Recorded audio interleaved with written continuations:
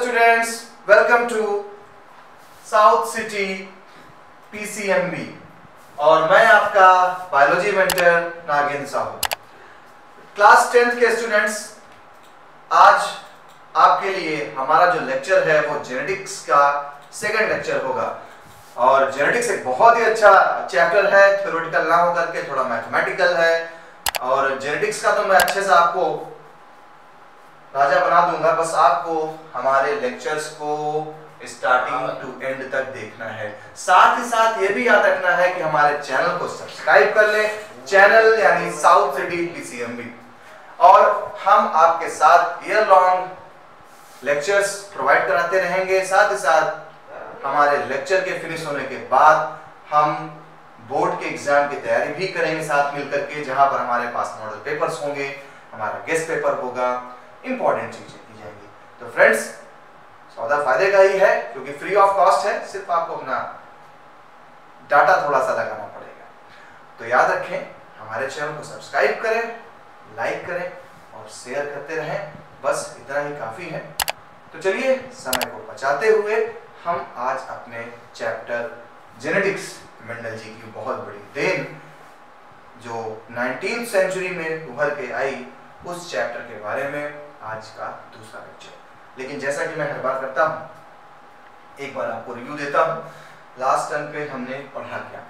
तो friends, last term पे जब हमने जेनेटिक्स स्टार्ट किया तो मैंने आपसे बताया कि जेनेटिक्स बेसिकली एक साइंस है, एक ब्रांच है साइंस की, जहां पर हम जीन्स के बारे में, जहां पर हम क्रोमोसोम के बारे में, जहां पर हम जेनेटिक कैरेक्टर के बारे में जानते हैं। साथ ही साथ हम यहाँ पर यह भी पता लगाते हैं कि आखिर कैसे character one generation to other generation transfer होते हैं।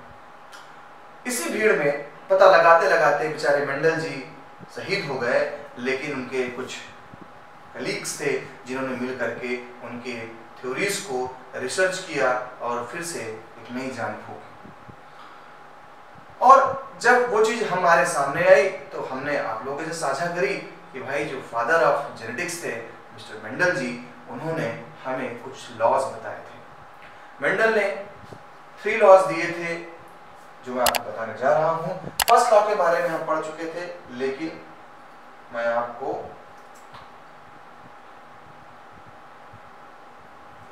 देखिए, हमारा जो टॉपिक है वो है लॉ, और वो लॉज हैं, किसके लॉज हैं? मेंडल्स के।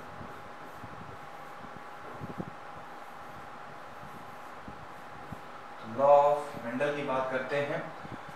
मेंडल जी के लॉज क्या थे? एक तरीके का मेंडल जी आर्टिफिशियल पॉलिनेशन कराते थे। आर्टिफिशियल पॉलिनेशन के तहत वो एक प्लांट के पॉलन ग्रेन को लेकर के दूसरे प्लांट के स्टिग्मा पर छिड़क देते थे नमक की तरह, और देखते थे कि आखिर पॉलिनेशन तो करा ही दिया, अब फर्टिलाइजेशन के बाद कैसे प्लांट बनेंगे। इस पे मेंडल जी ने अपने लॉज दिए थे। मेंडल जी का पहला लॉ था, यानी first law of dominance. Second law था मेंडल जी का law of segregation. Third law था बेटा law of independent assortment। Independent assortment. 3 laws थे हमारे पास, law of dominance, law of segregation, law of independent assortment. आप अगर मेरे देखेंगे, लास्ट के लेक्चर पे जाएंगे तो वहां पर मैंने लॉ ऑफ डोमिनेंस को एक्सप्लेन किया है। ये केवल मैं उनके लिए कर रहा हूं जो शायद हमारे नए व्यूअर्स जुड़े हों, सिर्फ उनके लिए मैंने फिर से बताया कि law of dominance, law of segregation and law of independent assortment, ये हमारे मेंडल्स के लॉज थे। वहां पर हमने लॉ ऑफ डोमिनेंस में ये पढ़ा था कि अगर एक टॉल प्लांट का क्रॉस मतलब आर्टिफिशियल पॉलिनेशन, टॉल प्लांट का क्रॉस डॉर्फ प्लांट से करा दिया जाए, टॉल प्लांट का क्रॉस डॉर्फ प्लांट से करा दिया जाए, तो F1 जनरेशन जो होती है, F1 का मतलब होता है फीलियल वन, फीलियल का मतलब पहली पीढ़ी। F1 जनरेशन में क्या रेशियो मिलेगा उस प्लांट्स का? तो मैं आपको थोड़ा फास्ट क्या बताता हूं। हमने मान लिया कि जो प्लांट टॉल था उसके पास कैपिटल टी जीन थे, जो प्लांट डॉर्फ था उसके लिए जीन्स रिस्पॉन्सिबल था स्मॉल टी, और जब इनका क्रॉस कराया गया तो बना capital T small T, then capital T small T, and then capital T small T, and then capital T and small T. And you know that कि F1 generation के जो हमारे प्लांट्स मिले थे, मैंने बोला था कि जब क्रोमोसोम या जीन्स डिफरेंट हैं तो आप क्या बोलेंगे, ये हेट्रोजाइगस है। क्या है? हेट्रोजाइगस। तो आपने लिखा था सर 100% हमें जो प्लांट मिले हैं 100% हेट्रोजाइगस प्लांट मिले हैं, 100% हेट्रोजाइगस टॉल प्लांट मिले। टॉल, प्योर टॉल क्यों लिखा? क्योंकि प्योर टॉल लिखने के लिए कैपिटल टी होना चाहिए था। लेकिन जब फर्टिलाइजेशन हुआ, एक गैमीट हमें फादर से मिले, एक गैमीट हमें मदर से मिला, और इसी तरह बच्चे में 2 गैमीट पहुंच गए। अब capital T small T 2 genes पहुंच गए। अब दोनों जीन्स तो इक्वल है नहीं, दोनों जीन्स डिफर हैं, तो हमने क्या बोला, ये हेट्रोजाइगस टॉल हो गए। क्या हो गए? Heterozygous tall. ओके, ये था मेंडल का लॉ ऑफ डोमिनेंस। क्यों? F1 जनरेशन में दादागिरी चल रही है, और दादागिरी को हमने क्या बोला है थोड़ा अच्छे लैंग्वेज में, डोमिनेंस। तो डोमिनेंस जो चीज होगी, लॉ ऑफ डोमिनेंस के अकॉर्डिंग मेंडल का कहना था कि जब 2 कंट्रास्टिंग पेयर मतलब एक टॉल है एक डॉर्फ है, जब 2 कंट्रास्टिंग पेयर कैरेक्टर वाले प्लांट्स के बीच में क्रॉस कराया जाएगा तो F1 जनरेशन में पहली पीढ़ी में सारे के सारे कैरेक्टर डोमिनेंस वाले होंगे, सारे के सारे कैरेक्टर डोमिनेंस वाले होंगे। ये बताया था मेंडल के पहले लॉ में, लॉ ऑफ डोमिनेंस। और आज में पढ़ना है law of segregation and law of independent assortment. Clear बेटा? अब आती है बात कि लॉ ऑफ सेग्रीगेशन का जरूरत क्या पड़ी। मेंडल जी ने जब पहला लॉ बनाया लॉ ऑफ डोमिनेंस, मेंडल जी ने क्या किया, इन सीड्स को मेंडल जी ने सोन किया। सोन मतलब बो दिया, मतलब इसको क्या किया, बो दिया। एंड आप जानते हैं अच्छे से, कोई भी सीड को जब सोन किया जाएगा तो वो सीड एक दिन एक प्लांट में कन्वर्ट होगा। किसमें कन्वर्ट होगा? प्लांट में। जब बेटा वो प्लांट में कन्वर्ट होगा तो उसमें फिर से फ्लावर आएंगे फ्लावर, और जब बेटा फ्लावर आएंगे तो फिर से उसमें सीड निकलेंगे, फिर से फ्लावर होगा, फिर से फर्टिलाइजेशन होगा। बेसिकली मेंडल जी का ये देखना था कि अगर टॉल और डॉर्फ से बीच हमने क्रॉस कराया है प्लांट्स में, तो जो सीड बने हैं इनको बोने पर कैसे प्लांट मिलेंगे। तो मेंडल जी ने देखा लॉ ऑफ डोमिनेंस में कि सारे प्लांट टॉल मिले। फिर मेंडल जी के दिमाग में आया कि ऐसे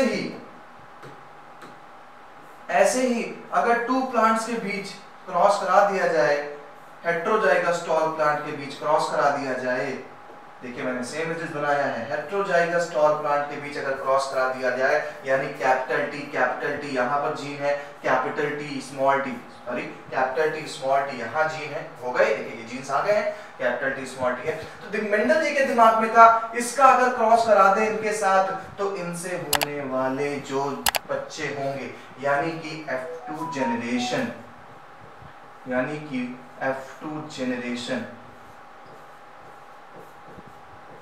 ये F2 जनरेशन में क्या कैरेक्टरिस्टिक सामने आएंगे, यही मेंडल जी का एक्सपेरिमेंट था। इसीलिए इन्होंने सेकंड लॉ बना दिया, लॉ ऑफ सेग्रीगेशन। क्योंकि जब मेंडल जी ने इनके बीच क्रॉस कराया तो जब सीड बने तो उनको एक नई वैरायटीज देखने को मिली। क्या मिली? आप चलिए आगे जानते हैं। तो हम पढ़ने जा रहे हैं हमारा second law, law of segregation. Law of segregation में क्या हुआ, मेंडल जी ने प्लांट लिया, कैसा था, हेट्रोजाइगस टॉल, एक प्लांट था इधर हेट्रोजाइगस टॉल। इसका अगर मैं खुद आपको दिखा दूं अच्छे से, तो मैं खुद ही आपको दिखाता हूं heterozygous tall plant.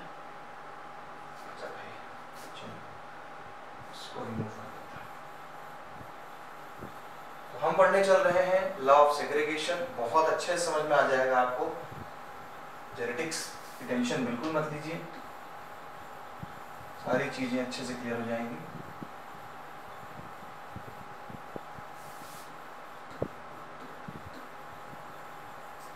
Okay,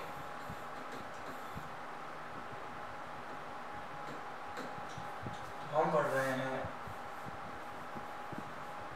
law of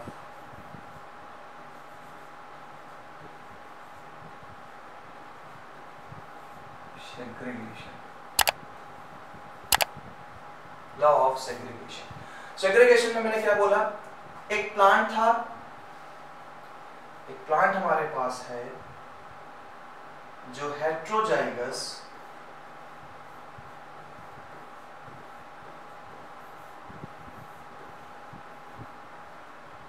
tall था। आपने देखा था कि लॉ ऑफ डोमिनेंस के जो प्लांट्स थे उन्हीं प्लांट्स का हम अभी क्रॉस कराने जा रहे हैं। बीच में दो प्लांट हमने उठा लिए और देखना चाह रहे थे मेंडल जी कि अगर इनके बीच क्रॉस कराया जाए तो क्या चेंजेस आएंगे। तो बेटा आप देख रहे थे लॉ ऑफ डोमिनेंस में जो जीन्स थे वो ऐसे थे, capital T small T, capital T small T. चलिए इनका इनसे क्रॉस करा दिया जाए। क्रॉस का नियम आपको पता है, चाहे ये आप क्रॉस का सिस्टम ले लें या पुनेट स्क्वायर ले लें, दोनों सिस्टम सही है। आप चाहे तो मैं पुनेट स्क्वायर में इसको एक्सप्लेन कर दूं, काफी ट्रेंड में है पुनेट स्क्वायर, तो पुनेट स्क्वायर ले लेता हूं। लेकिन एक बार समझ लें गैमीट्स कैसे बनते हैं, ये जानना जरूरी है। पहले आपको समझा दूं गैमीट्स। बेटा देखिए, अगर मान लीजिए ये एक मेल प्लांट था, ये फीमेल प्लांट थी, तो इसमें स्पर्म बनेंगे या पॉलन ग्रेन बनेंगे। तो एक जीन, क्योंकि हमें पता है जब भी मेयोसिस से डिवीजन होता है तो गैमीट्स में क्रोमोसोम नंबर हाफ पहुंचते हैं। तो एक स्पर्म में या पॉलन ग्रेन में कैपिटल टी पहुंचा, एक में स्मॉल टी पहुंचा। सेम बेटा इधर भी यही होगा, एक एक्सेल में ये पहुंचेगा, एक एक्सेल में ये पहुंचेगा, क्योंकि गैमीट्स हैं। ये आपने क्या बना दिए, गैमीट्स। ये हमारे हो गए गैमीट्स। क्लियर।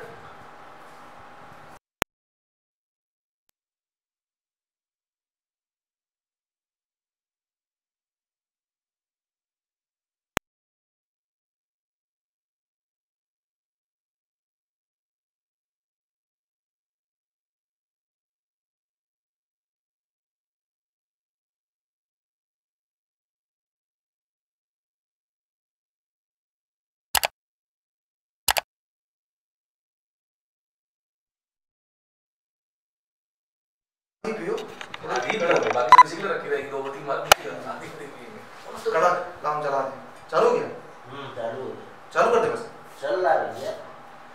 तो इस तरीके से गैमीट्स का फॉर्मेशन हो जाता है। अब गैमीट्स बन गए हैं, ये हमारी बॉडी में भी है, कोई नई चीज नहीं। अगर हमारी बॉडी में मैं मान लूं कि मेरे पास genes capital T small T है, तो मेरा जो स्पर्म होगा उस एक स्पर्म में कैपिटल टी वाले जीन्स पहुंचेंगे, एक स्पर्म में स्मॉल टी वाले जीन्स पहुंचेंगे। अब तो आपको ज्यादा अच्छे समझ में आ जाएगा। तो अपने ऊपर रख के देखिए, सेम ऐसे प्लांट में भी हो रहा है, गैमीट्स में जीन हाफ पहुंच गए। अब आप चाहें तो मेरे स्टाइल में कर लें या पुनेट स्क्वायर में कर लें। चलिए क्रॉस करा लिया जाए कि अगर कैपिटल टी वाला, अगर कैपिटल टी का जीन इस कैपिटल टी से क्रॉस होता है, यानी ये स्पर्म इस एक्सेल से अगर क्रॉस करता है तो क्या बनेगा, दोनों को मिलाकर ऐड कर दीजिए, capital T and capital T. चलिए यही अगर पॉलन ग्रेन इस एक्सेल से रिएक्शन करेगा, क्रॉस करेगा, तो कैपिटल टी स्मॉल टी, इनका इससे कर दीजिए, क्या होगा, कैपिटल टी स्मॉल टी, इनका इससे कर दीजिएगा तो क्या होगा, स्मॉल टी। यानी एक कैपिटल टी स्मॉल टी यानी हेट्रोजाइगस टॉल प्लांट के बीच अगर क्रॉस कराया जाएगा तो F1 जनरेशन में ये कैरेक्टरिस्टिक्स देखने को मिलेंगे। बहुत बढ़िया है, और बोर्ड के लिए लॉ ऑफ डोमिनेंस से कई गुना ज्यादा इंपॉर्टेंट लॉ ऑफ सेग्रीगेशन है, क्योंकि लॉ ऑफ जो थर्ड लॉ है वो थोड़ा सा डिफिकल्ट और बड़ा लॉ है, इसलिए उस पे चांसेस कम बनेंगे। तो अगर मेंडलिज्म की बात करें, मेंडल के लॉज पे बात करें, तो आपके जो लॉज हैं सबसे ज्यादा जरूरी लॉज लॉ ऑफ सेग्रीगेशन है। अब बेटा ये जो जाके है, ये आपका क्या हो गया, ये हो गया आपका F2 जनरेशन, ये हो गया आपका F2 जनरेशन। अब आपको क्या करना है बेटा, मैंने आपको स्टार्टिंग में चैप्टर के फिनोटाइप और जीनोटाइप के बारे में बताया था। फिनोटाइप क्या है या जीनोटाइप क्या है। तो फिनो जीनोटाइप के रिगार्डिंग यहाँ पर हम रिजल्ट निकालेंगे। तो F2 जनरेशन तो ये आ गया हमारा। चलिए रिजल्ट लिखते, रिजल्ट कैसे लिखा जाए। तो हम एक साइड पे रिजल्ट टाइप करते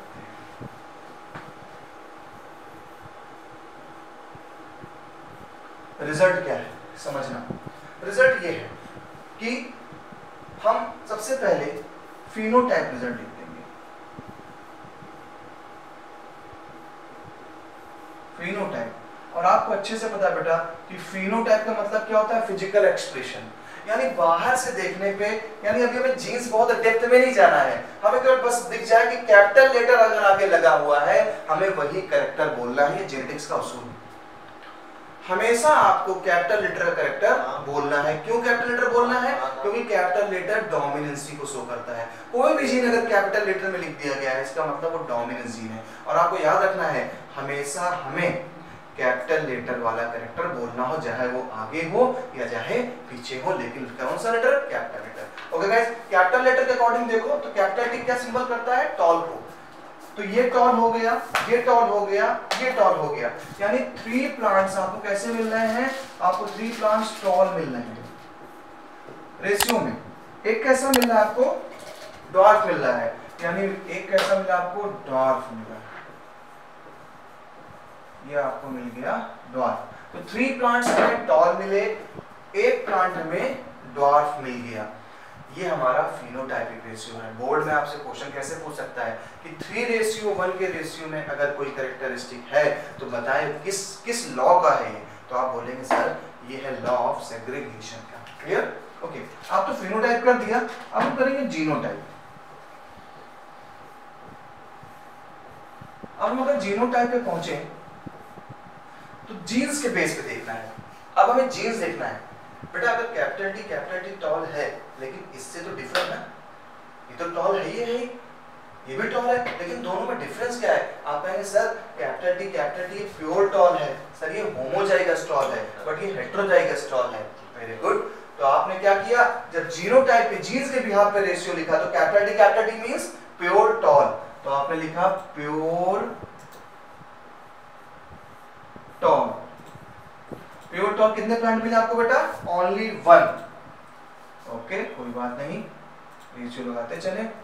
अच्छा, ये प्लांट्स कैसे बेटा, हेटेरोजाइगस टॉल। कितने प्लांट हैं, 2 प्लांट्स हैं, तो आपने लिख दिया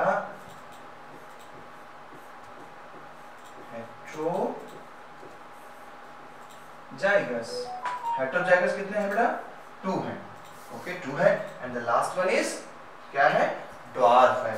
बहुत सी बुक से शॉर्ट भी लिख देती है, SHORT शॉर्ट, तो आप जो सही लगे ड्वार्फ भी लिख सकते हैं। आपने क्या लिख दिया यहाँ पर, एक आपको कैसा मिल रहा है, एक आपको ड्वार्फ मिल रहा है, एक आपको ड्वार्फ मिल गया। तो रेशियो क्या मिला आपको, 1:2:1, ये है जीनोटाइपिक रेशियो। तो आपसे एग्जाम में पूछ सकता है कि बताएं मेंडल के किस लॉ में रेशियो हमें 1:2:1 मिलता है। ये था बेटा लॉ ऑफ सेग्रीगेशन। अब सवाल आता है कि सर लॉ ऑफ सेग्रीगेशन की जो नेम है, इस नेम से क्या इसमें रिलेशन है सर। एक्चुअली मेंडल जी ने जब F1 जनरेशन के प्लांट का या हेटेरोजाइगस प्लांट के बीच का क्रॉस कराया तो मेंडल जी ने ये बताया कि जीन्स कभी आपस में ब्लेंड नहीं हुआ करते हैं, ये कैरेक्टर शो करते हैं। ऐसा नहीं है कि कैपिटल टी स्मॉल टी एक साथ आ गए तो कभी अलग नहीं होंगे, अलग होना पड़ेगा। और यहाँ पर केवल दादागिरी नहीं चलेगी, यहाँ पर हमें ड्वार्फ वाला कैरेक्टर भी मिला, जबकि लॉ ऑफ डोमिनेंस क्या कहता था, केवल डोमिनेंस मिलेगा, कोई नहीं मिलेंगे ड्वार्फ, आपको कोई रिसेसिव कैरेक्टर नहीं मिलेगा। लेकिन लॉ ऑफ सेग्रीगेशन में चीजें अलग हो गई। अलग होने को ही बोला आपने क्या, सेग्रीगेट, इंग्लिश से बोलते हैं सेग्रीगेट कर देना, उसी से बना है law of segregation. Means genes कभी भी आपस में ब्लेंड नहीं होते हैं, विदाउट ब्लेंड ये अपने अलग अलग कैरेक्टर को ये अलग हो जाते हैं गैमेट्स बनते समय, और गैमेट बनते समय जब ये अलग हो जाते हैं तो एक नया कॉम्बिनेशन बनाते हैं जहां पर हमें डोमिनेंस के साथ रिसेसिव कैरेक्टर भी दिखता है। अगर लॉ ऑफ सेग्रीगेशन नहीं होता तो प्लांट में कभी डॉर्फ प्लांट आ ही नहीं पाते धरती पे, सारे के सारे प्लांट टॉल होते, लेकिन ऐसा नहीं है, धरती पर डॉर्फ प्लांट का भी अस्तित्व बना हुआ है। तो बेटा था आपका लॉ ऑफ सेग्रीगेशन। चलिए अब अब हम आपको चलते हैं नेक्स्ट लॉ पे लेकर के अपने, और हमारा नेक्स्ट लॉ होगा यूनिट स्क्वायर पे लॉ ऑफ डाइहाइब्रिड क्रॉस या फिर लॉ ऑफ इंडिपेंडेंट असॉर्टमेंट। पहले कुछ अपने स्टाइल में आपको बताऊंगा, देन मैं आपको इस पे बताऊंगा। तो हमारा जो लॉ है वो लॉ पढ़ने जाना है, लॉ ऑफ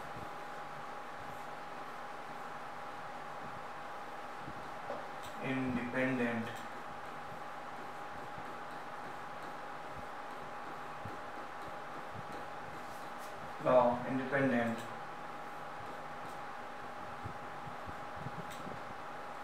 assaultment।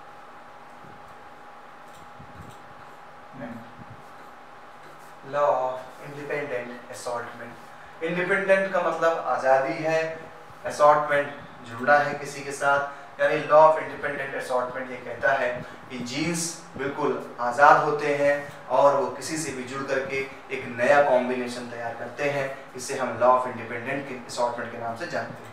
दूसरी खास बात बेटा, लॉ ऑफ इंडिपेंडेंट असॉर्टमेंट में टू पेयर ऑफ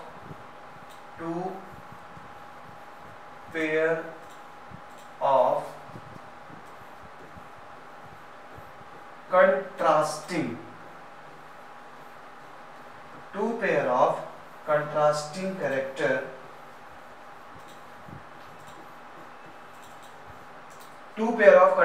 character को ध्यान रखकर क्रॉस कराया जाता है, इसीलिए इसे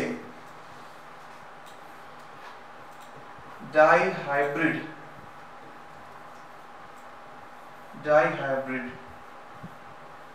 क्रॉस भी कहते हैं। जबकि इसके पहले के जो आपने क्रॉस देखे वो सिर्फ one pair of contrasting character पे था, टॉल का, डॉर्फ से, राउंड का, रिंकल्ड से, लेकिन यहाँ पर अब two pair of contrasting character लेंगे। मेंडल जी का दिमाग आगे कैसा करो कि हम अभी तक तो केवल प्लांट में क्रॉस करा रहे हैं, उसकी टॉलनेस को देख करके, उसकी डॉर्फनेस को देख करके। किसी के सीड राउंड है तो किसी की सीड रिंकल्ड है, अभी को ये देख के क्रॉस करा रहे हैं। मेंडल जी ने कहा ऐसा करो हम प्लांट को देखें, जैसे प्लांट अगर उसका सीड कैसा है, राउंड है, और सीड का कलर कैसा है, येलो है, ये एक प्लांट था। दूसरा प्लांट इन्होंने लिया, क्या लिया, एक प्लांट इन्होंने ऑब्जर्व किया जिसके सीड कैसे थे, राउंड थे और येलो थे, यानी ये वाला फॉर्म। ये देखिए मटर के दाने हैं, आपने देखे हैं येलो कलर के दाने हैं और पीले दाने हैं, ये डोमिनेंस कैरेक्टर होता है। दूसरा प्लांट इन्होंने देखा जिसके सीड रिंकल्ड थे, क्या थे, रिंकल्ड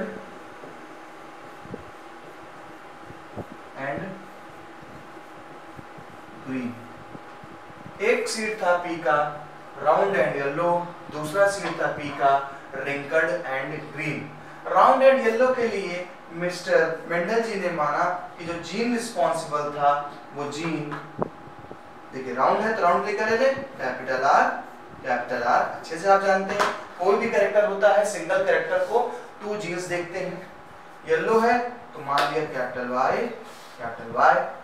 अच्छा अब आ जाइए इधर, रिंकल्ड है तो स्मॉल आर, ग्रीन है तो स्मॉल वाई।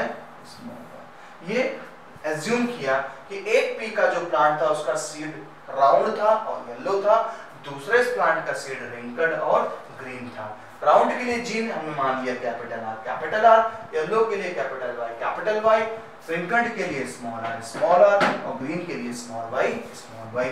चलिए नाम ने कर लिया भाई। अब आपको पता है बेटा ये प्लांट बड़े होंगे, सीड बो दिया, बड़े हुए, इसमें पॉलन ग्रेन बनेंगे, और जब बेटा पॉलन ग्रेन बनेंगे तो आप अच्छे से जानते हैं गैमीट्स क्या आएंगे। तो चलिए देखते हैं, अगर गैमीट बनेंगे तो गैमीट्स क्या बनेंगे, देखिए ध्यान से, एक आर पहुंचा एक स्पर्म में या पॉलन ग्रेन में, एक आर पहुंचेगा उसमें, हम केवल एक ले रहे हैं बेटा। इधर भी हमने एक स्मॉल आर लिया और ये, यानी जो गैमीट बनेंगे वो गैमीट इस तीन टाइप के बनेंगे, एक आर वाला बनेगा, एक वाई वाला बनेगा, एक स्मॉल आर वाला, एक स्मॉल वाई वाला। दिमाग लगाइए, अगर हम F1 जनरेशन निकालें, मेंडल का ये नियम कोई न्यू नियम नहीं था, कोई न्यू लॉ नहीं था, ये वही लॉ था, लेकिन बस यहाँ पर आपको डाई हाइब्रिड हो गया, two pair of contrasting character. अगर इसको हाइड कर लें एक पेयर राउंड और रिंकल्ड का है, एक पेयर येलो और ग्रीन का है।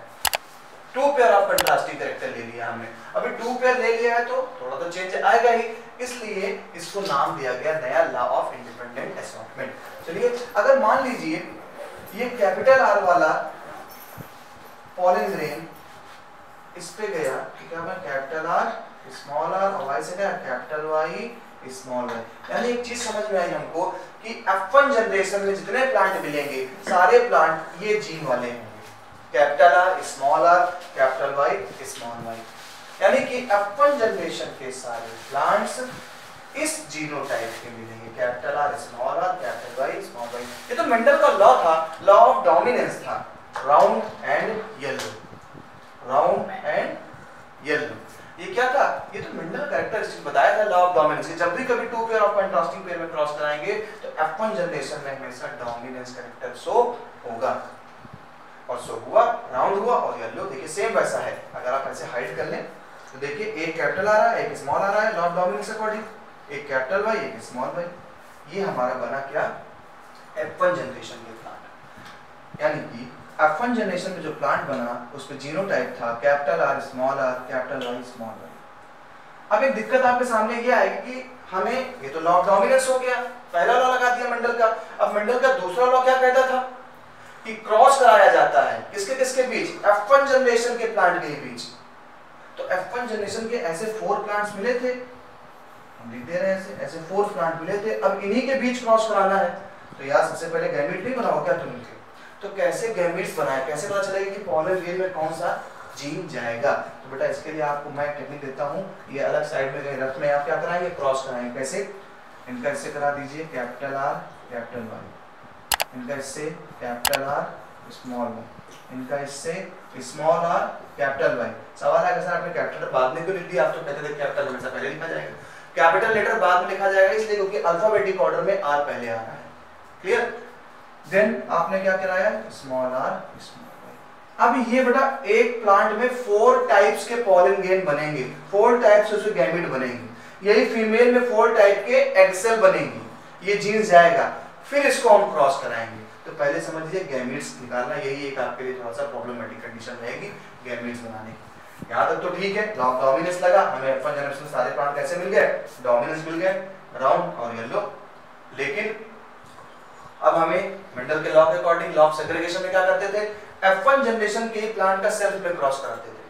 अब जब सेल्फ में क्रॉस कराना है तो हमें पहले निकालना पड़ेगा कि इनके गैमीट्स क्या होंगे। हमने गैमीट्स निकाले। अब देखिए कि गैमीट्स को हम कैसे करके पूरे स्क्वायर में करते हैं। हमने एक तरफ वही गैमीट देखे यहाँ रख दिए, एक तरफ वही गैमीट्स यहाँ रख दिए। एक को हमने कह दिया ये मेल है, एक को कह दिया ये फीमेल है। क्लियर? हमने दोनों गैमीट्स रख दिए। अब आपको करना क्या है? एक चेकर बोर्ड बना लेना है, एक चेकर बोर्ड है। आपको करना क्या है? ये वाले गैमीट का इससे मिला के राइट करेंगे, जो आएगा यहाँ राइट कर देंगे। देखिए जरा ध्यान से, capital R capital Y small Y. देखिए इसका इससे कराया capital R capital Y small Y. Then इसी का इससे, जो यहाँ से जहाँ कराएंगे यहाँ राइट करेंगे, capital R small are capital Y small capital Y, capital R small are capital Y small Y. ऐसे आपको सारा क्रॉस कराना है। करा के देखिएगा, प्रैक्टिस करिए। एक क्रॉस कराइए खुद अब अपने आप से। अब देखिए कैपिटल आर स्मॉल वाई है, इसका क्रॉस किससे कराएंगे? ऊपर, और मिला कहाँ राइट करेंगे? नीचे। देखिए capital R capital Y small Y, इसका कराइए कैपिटल आर स्मॉल वाई। ऐसे आप कराएंगे तो आपको 16 प्लांट्स मिलेंगे। अब 16 प्लांट्स मिलने के बाद जैसे आप उसमें कराते थे, क्या लिखते थे कि भाई हम निकालेंगे रिजल्ट, हम निकालेंगे रिजल्ट। और रिजल्ट किस में राइट करेंगे? Phenotype and genotype, phenotype and genotype. तो देखिए 10th स्टैंडर्ड में जीनोटाइप में कोई मतलब नहीं है, ना ये एग्जाम में पूछा जाता है। फिनोटाइप का मतलब है, फिनोटिपिकली हम देखेंगे कि कितने प्लांट्स हमको मिले हैं। तो आइडिया लगाइए, गेस करिए ये प्लांट कैसा होगा। कैपिटल लेटर लग गया है तो कैपिटल लेटर वाला कैरेक्टर बोलेंगे, अदरवाइज फिर स्मॉल लेटर वाला कैरेक्टर बोलेंगे। कैपिटल आर किसको डिफाइन करता था? कैपिटल आर डिफाइन करता था राउंड को, एंड कैपिटल वाई किसको डिफाइन करता था? कैपिटल वाई डिफाइन करता था येलो। तो पहला प्लांट कैसा मिला? Round and yellow. देखिए ये भी राउंड एंड येलो, क्यों? कैपिटल वाई लगा हुआ है। Round and yellow, round and yellow. Overall आप जब काउंट करेंगे तो आपको टोटल प्लांट मिलेंगे राउंड एंड येलो 9 प्लांट। अब देखिए राउंड एंड येलो 9 हो गए। अब देखिए कैसा है, राउंड है, कैपिटल लग गया, राउंड हो गया, लेकिन स्मॉल वाई है इसलिए मतलब क्या हो गया? ग्रीन कलर का हो गया। तो देखिए काउंट करिए, 1 2 3 प्लांट आपको कैसे मिल रहे हैं? Round and green. 3 प्लांट्स आपको मिले राउंड एंड ग्रीन। चलिए राउंड एंड ग्रीन निपट गया। अब देखिए ये कैसा प्लांट है? सिकुड़ा हुआ मटर का दाना। देखा होगा आपने, सिकुड़ा हुआ मटर का जो दाना है वो क्या है? रिंकल्ड हो गया, ये रिंकल्ड हो गया। लेकिन कैपिटल वाई के कारण ये क्या रहा? येलो कलर का रहा। तो देखिए रिंकल्ड येलो कितने मिल रहे हैं? Wrinkled yellow 1, wrinkled yellow 2 and wrinkled yellow. क्योंकि रिंकल्ड क्यों है? स्मॉल आर है, कैपिटल वाई लग गया तो अपना कैरेक्टर दिखाएगा, भूखा दिखाएगा, डोमिनेंस। तो वाई क्या होगा? येलो हो गया। तो रिंकल्ड एंड येलो कितने प्लांट मिल गए? रिंकल्ड एंड येलो मिले हमें 3। और बेटा आखिरी में हमें एक मिला क्या? रिंकल्ड और ग्रीन। रिसेसिव कैरेक्टर है तो हमें रेशियो मिला बेटा 9:3:3:3:1। ये बहुत इंपॉर्टेंट है, इसका रेशियो बहुत इंपॉर्टेंट है। एग्जाम में आपसे रेशियो पूछ सकता है कि क्या रेशियो है लॉ ऑफ इंडिपेंडेंट असॉर्टमेंट का। तो वो रेशियो आप बताएंगे 9:3:3:1। कैसे मैंने किया ये आप एक बार फिर से देख लीजिए, मैं आपको प्रीव्यू दे देता हूँ। हमने कहानी चालू करी थी मेंडल के लॉ ऑफ सेग्रीगेशन से, जहाँ पर हमने जाना कि मेंडल के लॉ ऑफ डोमिनेंस के अकॉर्डिंगली जो प्लांट मिले F1 जनरेशन में, हमने उन्हें फिर जनरेशन के आपस में क्रॉस कराया। क्रॉस कराने पे जो हमें रिजल्ट मिला फिनोटाइपिकली 3 प्लांट्स हमें टॉल मिले, 1 हमें डॉर्फ मिला। देन जीनोटाइपिकली अगर देखें तो 1 प्योर टॉल था, 2 हेटेरोजाइगस टॉल थे और 1 हमारा क्या था? डॉर्फ था। कहानी हमारे और आगे बढ़ी, हम पहुंचे लॉ ऑफ इंडिपेंडेंट असॉर्टमेंट पे, जहां पर 2 पेयर ऑफ कंट्रास्टिंग कैरेक्टर को क्रॉस लेकर कराया गया। और बोर्ड में क्वेश्चन पूछ सकता है कि give the example of dihybrid cross. तो आप डाई हाइब्रिड क्रॉस में एग्जांपल लिखेंगे लॉ ऑफ इंडिपेंडेंट असॉर्टमेंट। ये डाई हाइब्रिड क्रॉस का आपका रिजल्ट रहेगा। देन बेटा हमने क्या कराया? राउंड एंड येलो एक सीड लिया, रिंकल्ड और ग्रीन एक सीड लिया हमने। राउंड एंड येलो के लिए जीन्स को हमने माना कि कैपिटल आर का राउंड था, कैपिटल वाई का वो येलो कलर था। जैसे ही कैपिटल लेटर मिल गया आपको, आप समझ गए सर ये डोमिनेंस कैरेक्टर है, यानी अगर ये जीन्स किसी जीन्स के साथ रहा तो ये अपना कैरेक्टर शो करेगा, किसी और को अपना कैरेक्टर शो नहीं करने देगा। इधर रिंकल्ड ग्रीन से मुलाकात हुई तो हमने रिसेसिव था, स्मॉल लेटर में ऐड कर दिया, small are small are small are small r. जब हमने क्रॉस कराया F1 जनरेशन में हमें capital R small are capital Y small y मिले, क्योंकि लॉ ऑफ डोमिनेंस यही कहता है। फिर हमने कहा कि भाई इसका लॉ ऑफ इंडिपेंडेंट असॉर्टमेंट निकालो। जब इसका हम लॉ ऑफ इंडिपेंडेंट असॉर्टमेंट निकालने बैठे तो वही पता चला कि पहले इसके गैमेट्स बना लो, कितने टाइप के पॉलन ग्रेन बनेंगे। हमने वो भी कर लिया, ये टेक्निक आपको दी कैसे निकालना है, कैसे बने। फिर हमने इसी को भाई 2 प्लांट थे, 1 प्लांट का ये मान लिया, 1 इसका निकाल लेंगे और वही हमने क्या कर दिया? ऐड कर दिया। 1 प्लांट के सारे गैमेट के लिख दिए, 1 के सारे गैमेट के लिख दिए, 1 को फीमेल मान लिया, 1 को मेल मान लिया। क्रॉस कराया तो हमारा F2 जनरेशन में जो निकला कैरेक्टर क्या निकला? 9:3:3:1। और यही आपके बोर्ड के लिए इंपॉर्टेंट है। तो इस तरीके से आपको आज हमने मेंडल के लॉस को पढ़ाया, यानी लॉ ऑफ मेंडलिज्म, जहां पर हमने law of dominance, law of segregation और लॉ ऑफ इंडिपेंडेंट असॉर्टमेंट को देखा। मैंने आपको बोर्ड के लिए इंपॉर्टेंट क्वेश्चन बताए कि लॉ ऑफ सेग्रीगेशन से सबसे ज्यादा क्वेश्चन पूछा जाएगा, लॉ ऑफ डोमिनेंस से बहुत कम पूछा जाएगा। 2 लॉ ज्यादा आपके लिए इंपॉर्टेंट है, law of dominance, law of segregation and law of independent assortment. इनके रेशियो से क्वेश्चन पूछ सकता है 1 मार्क्स के लिए। तो ऐसे ही हमारे साथ लेक्चर्स को पूरी तरीके से आप देखेंगे तो आपको बेनिफिट मिलेगा कि आपको बोर्ड में आए हुए क्वेश्चन या जो आने वाले हैं उस पर डिस्कशन हो जाएगा। तो हमारे वीडियोस को पूरा देखिए, चैनल को सब्सक्राइब करके रखिए, लाइक और शेयर करिए, और बाकी जो डाउट्स हो तो कमेंट बॉक्स में लिखिए।